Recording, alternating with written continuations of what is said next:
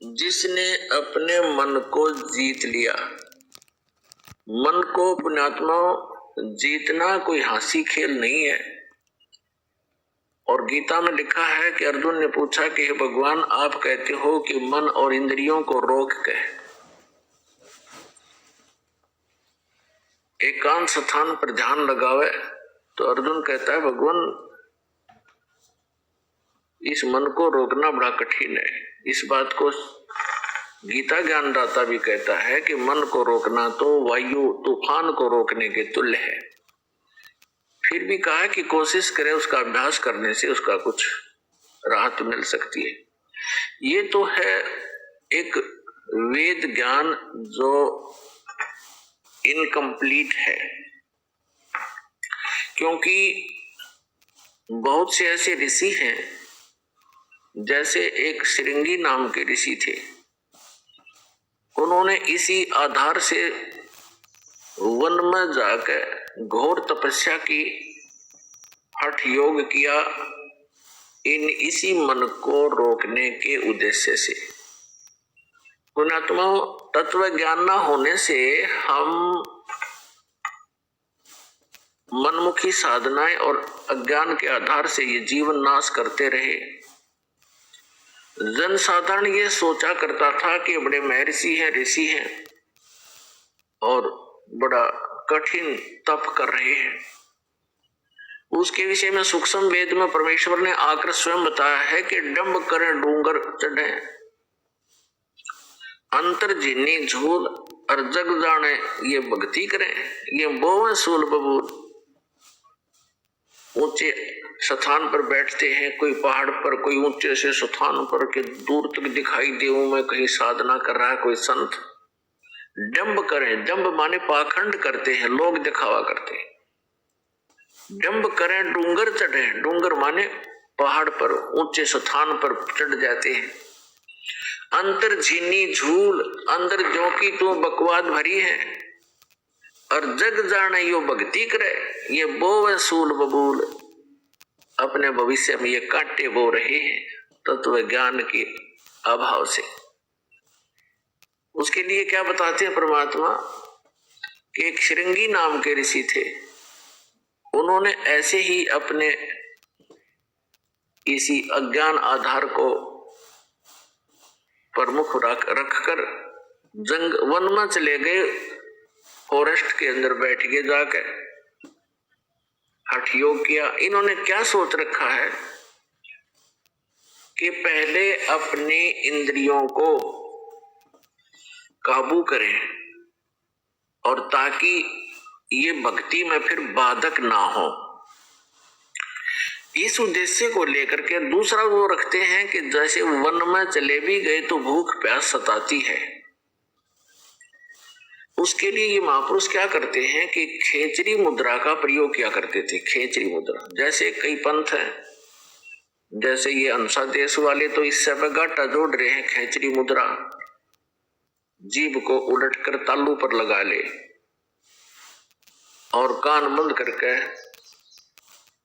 ये नाद क्रिया, ये तो बालकों के खिलौने हैं। इस मन कल्पित ये अपना एक ड्रामा है, इस जीवन को नष्ट करने का। तो इसी आधार से श्रृंगी ऋषि ने अमृत क्रिया को सिद्ध किया। जैसा कि ये संत बताते हैं, ये तो इनको तो कख भी पता नहीं अमृत क्रिया क्या होती है। तालू का जीभ लगा लो ऐसे मोड़ कर, और कहते हैं फिर तालू से अमृत टपकेगा। ये तो लाड़ टपके हैं, अमृत थोड़ा टपकेगा, इससे बकवाद करे। ये एक ऐसी क्रिया है जैसे जीभा को वापस मोड़ेंगे और तालू के लगाने की हम चेष्टा करेंगे तो हमारी नाड़ियां कसती हैं जो जीभा से और मस्तिष्क से संबंधित है। हमारे इस शरीर के अंदर इस तालू के ऊपर, ये जो तालू है लटक रहा है हमारे, इसके ऊपर एक थोड़ा सा स्थान है, वो कम प्लेस है, और उसके अंदर एक अमृत भरा रहता है सदा, और वो अमृत वहां से सीधा चल के नीचे जाता है नाभि के पास, ऑटोमेटिक चल रहा है वो, और उसको एक कुंडलनी शक्ति है, कुंडलनी शक्ति बोले, नागिनी कहा संतों ने। उसकी 2 जिह्वा है सर्प जैसी, और वो उस अमृत को वो पीती रहती है, शरीर में नहीं जा पाता, वो उसको वो चूस करके नष्ट कर देती है। उसके अंदर एक ऐसी क्रिया है। तो फिर क्या होता है, जब हम श्वास क्रिया को अभ्यास करते हैं श्वास का, और वो श्वास के साथ ऐसे खड़ी है, ऐसे उसका नाभि के जहां वो अमृत टपकता है ऊपर से जाकर नाभि के पास, उसका मुंह बिल्कुल उसके ऊपर है ऐसे। और जब हम श्वास क्रिया का अभ्यास करेंगे, उस श्वास क्रिया से उसका मुंह ऐसे नीचे को हो जाएगा, और फिर वो अमृत जो है पूरे शरीर में जाना शुरू हो जाएगा। श्वास क्रिया से तो उसका मुंह टेढ़ा होगा, ऐसे नहीं रहेगा ऊपर को, वो ऐसे मुड़ जाएगा नीचे को। जो ऐसे टपक रहा था अमृत, उसको खा रही थी, फिर वो ऐसे हो जाएगी, उस पे उसके मुंह पे नहीं जाएगा। ये तो श्वास क्रिया का लाभ मिलेगा। और फिर जो हम तालू पर जिह्वा लगाने की चेष्टा करते हैं, उससे क्या होगा कि हमारा जो ऊपर इस तालू के ऊपर एक स्थान है जहां पर ये अमृत भरा रहता है, लिक्विड सा है ये, इसके उसके नीचे वो एक जैसे इसको अर्ध छोटा सा बेर होता है, बेर का फल, बेरी का फल, उसको आधा काट दे, साफ कर दे, इतना सा है वो, ऐसे आधा कटा हुआ, और उसके बिल्कुल नीचे एक वाल है, वाल, और उसके ऊपर एक छोटी सी नाड़ी टिकी हुई है जो उस वाल के सुराख को रोक रही है। तो उस अभ्यास करने से एक तो उसकी वो नीचे को हो जाएगी, नागनी श्वास के जो श्वास क्रिया से तो नागनी का फन नीचे को हो जाएगा, और फिर वो नीचे जाना शुरू होगा, और जिस रास्ते से फिर वो जाएगा उस नागनी के हाथ नहीं लगेगा, वो पूरा शरीर में व्याप्त हो जाएगा। एक स्वाभाविक ओवरफ्लो होकर के वो छोटा सा जो आधे बेर का जितना स्थान समझो खाली, ओवरफ्लो होकर जब जाता है तो वो नागनी के मुंह पर गिरता रहता है। तो अब वो चाहे उस सुराख से जाएगा और चाहे वैसे ऊपर के ओवरफ्लो होकर जाएगा, तो उस कुंडलनी जो नागनी है उसके नाभि के चारों तरफ, नाभि के पास हमारी सभी पूरे शरीर की नाड़ियां इकट्ठी हो जाती हैं, उनका एक ऐसा बंध है वहां पर, उसके ऊपर वो ऐसे लपेटी हुई है जैसे आपने देखा हो वृक्ष के ऊपर बेल होती है पीली सी, तो ऐसे वो लपेटा लगाई रहती है, उसको नाड़ियों में नहीं जाने देती, और ऊपर से जो आता उसको स्वयं चूस लेती है। तो फिर वो नाड़ियों की जकड़ ढीली कर देती है, वो अपने आप मुरझा जाती है, क्योंकि उसको श्वास की क्रिया से वो बंद हो जाती है।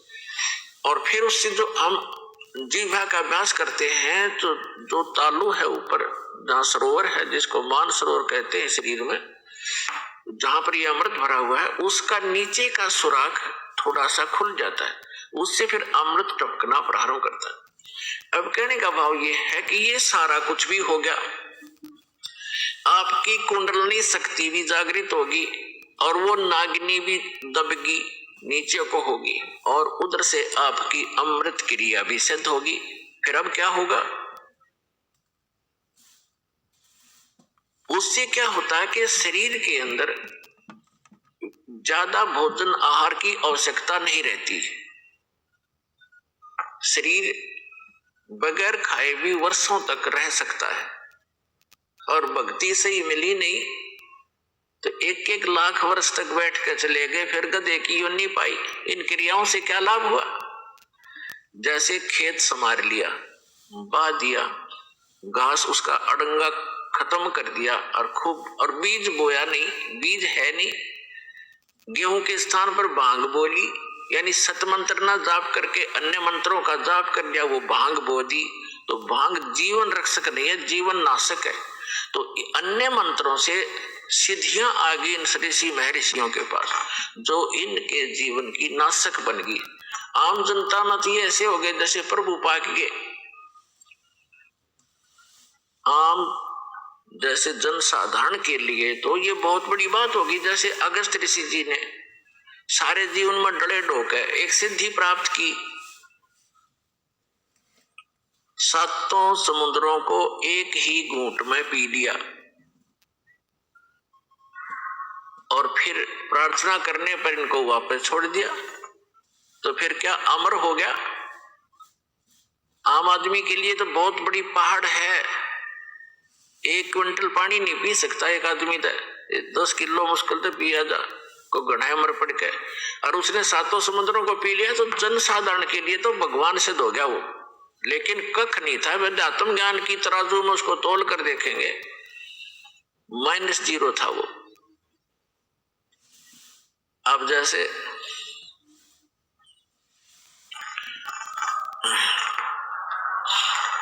प्रसंग चल रहा है, एक श्रृंगी ऋषि था, उसने ऐसी ये अमृत क्रिया सिद्ध करके और पूरे शरीर को साध लिया जैसा वो सोच रहे थे। और फिर क्या करता था वो, सारे दिन में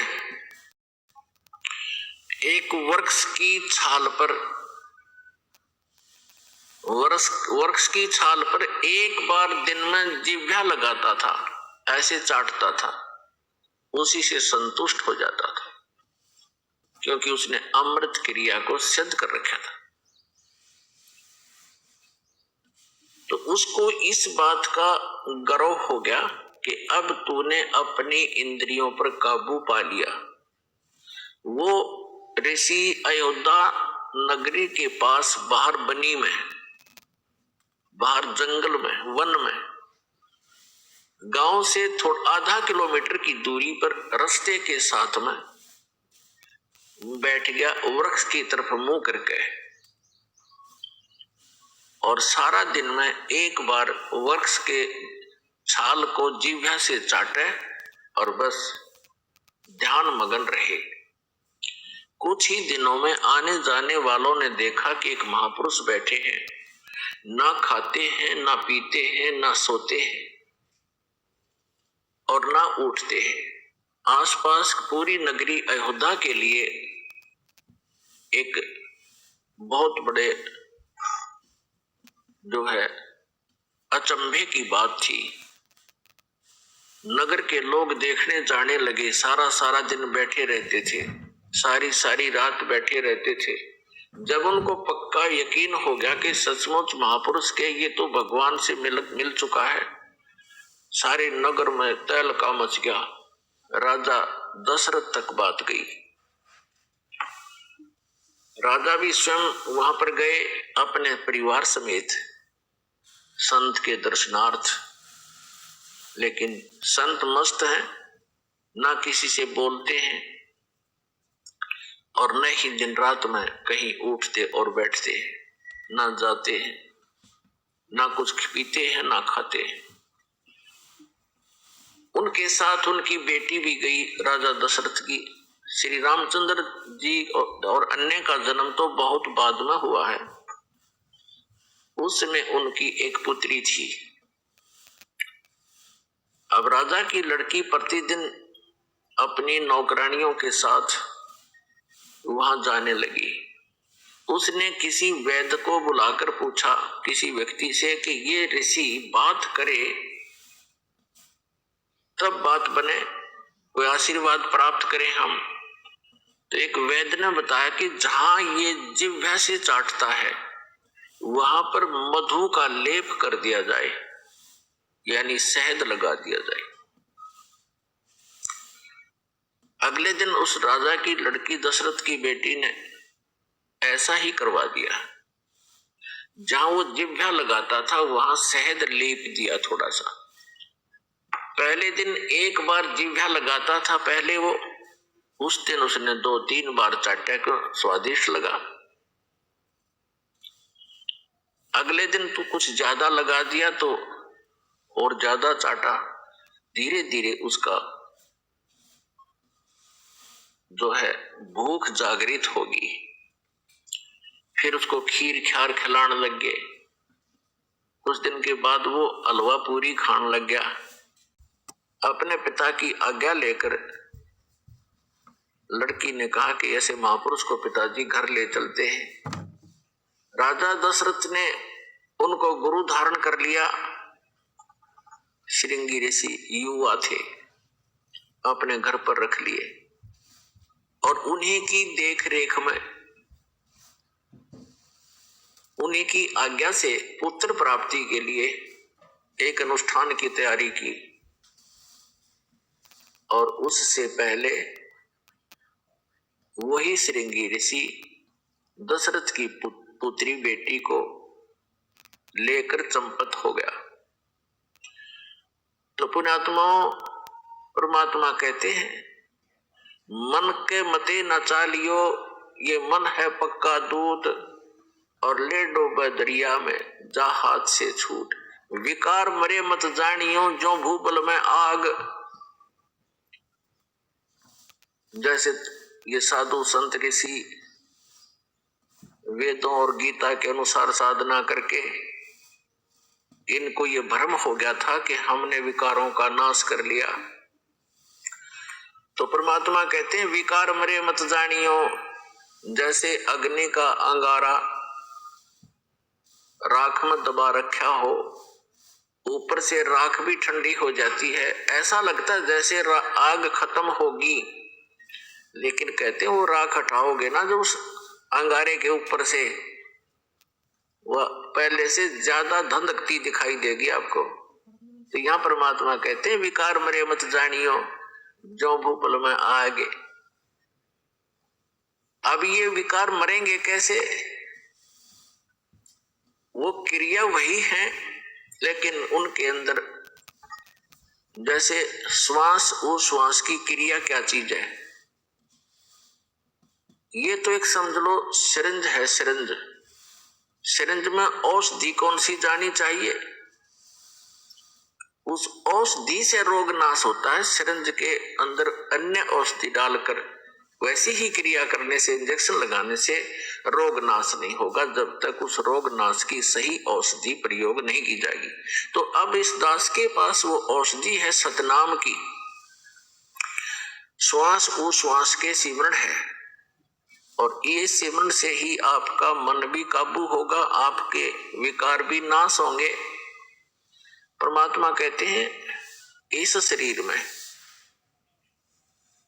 इस मानव शरीर के अंदर इतना जो है विकार ग्रस्त है, ये ऐसे ढंग से इसकी कंस्ट्रक्शन है, इसमें ये तो आशा करना ही नहीं कि ये पूर्ण रूप से स्वस्थ हो जाएगा और इसमें कोई विकार नहीं रहेगा। ये तो पैदा ही विकारों से हुआ है।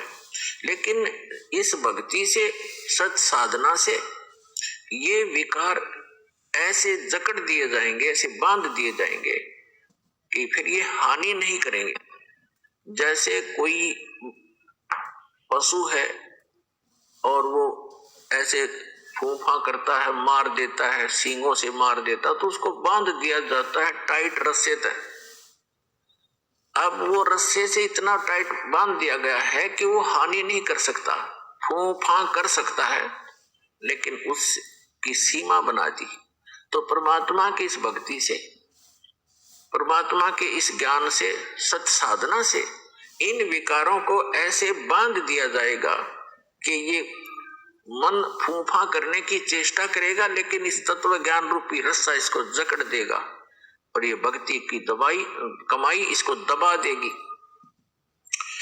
जैसे कोई भी इंसान है, कोई रिश्वत लेता है, जिसमें उसको ये ज्ञान होगा कि ये रिश्वत तेरा दुश्मन है, ये तो विष खा रहा है, इस तत्व ज्ञान से पूर्ण रूप से विश्वास हो जाएगा, तो उसके बाद मन चाहेगा कि ऐसा ले लूं, मोटी रकम मिल रही है, लेकिन आत्मा धिक्कारेगी, खबरदार इसका हाथ लगाएगा, तो ये फूफा करके चुप हो जाएगा।